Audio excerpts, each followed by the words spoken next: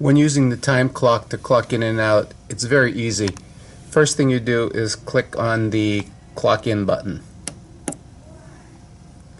It'll ask for your employee ID. Enter the number that was given to you at the time you were fingerprinted. Then click Yes. Check to make sure that your name is there.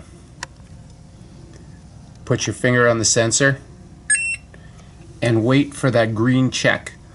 Without the green check, you are not clocked in. To clock out, you do the same thing. Find the clock out button,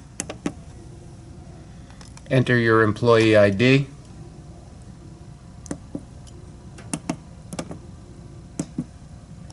click enter, check to make sure that it is your name, put your finger on the sensor, wait for the green check.